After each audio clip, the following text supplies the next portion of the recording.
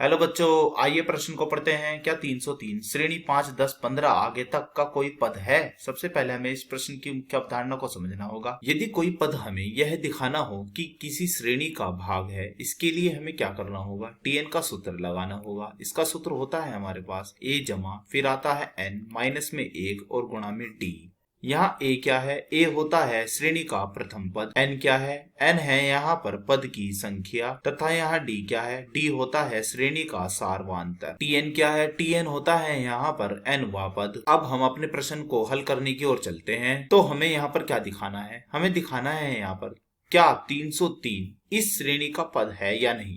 तो इसके लिए हम क्या करते हैं, मान लेते हैं कि यह इसका पद है। क्या मान लेते हैं? कि माना कि 303 इस श्रेणी का पद है। यदि यह श्रेणी का पद होगा तो n का मान कैसा आएगा? n का मान यहाँ पर सदैव एक पूर्णांक आएगा। और यह पूर्णांक कैसा होगा? यह पूर्णांक हमेशा एक धनात्मक पूर्णांक होगा। सबसे पहले हमें इस श्रेणी का सार्वधातक ज्ञात करना होगा। तो हम जानते हैं सार्वधातक का क्या सूत्र होता है। इसका सूत्र होता है हमारे पास दूसरा पद माइनस में या पहला पद, या फिर ऐसे ज्ञात कर लो कि तीसरा पद माइनस में दूसरा पद। यदि ये सब आपस में एक जैसे आते हैं तो हम कहेंगे यह श्रेणी एक समांतर श्रेणी है। तो हमारा यहाँ T2 क्या है? T2 है हमारा यहाँ पर देख रहे हैं 10, तो लिख देते हैं इसके स्थान पर 10, फिर है माइनस, फिर T1 यानी कि 5, फिर बराबर।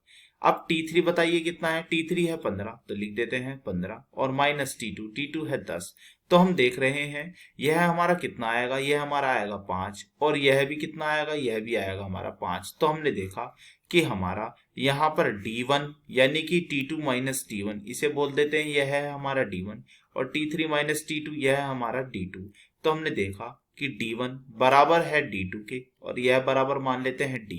तो यह एक समांतर श्रेणी है जिसका सार्वधातक हुआ 5। अब हम लगाते हैं Tn का सूत्र। तो हमने Tn क्या माना है? Tn हमने मान लिया है यहाँ पर 303 है, तो 303 लिख दिया, फिर बराबर, फिर आता है यहाँ पर सूत्र के अनुसार ए यानी कि श्रेणी का पहला पद। पहला पद क्या है? पहला पद है यहाँ 5, तो लिख देते हैं इसके स्थान पर 5, फिर जमा n माइनस में 1 हमें ज्ञात करना है n, और d यानी कि हमने जो निकाला है 5। अब हम बढ़ते हैं आगे, तो 303 फिर बराबर, फिर 5, फिर जमा। अब 5 के अंदर गुणा कर देते हैं, तो 5n माइनस में 5 ही कम 5, 5 से यह 5 कट गया है, तो यह कितना आया?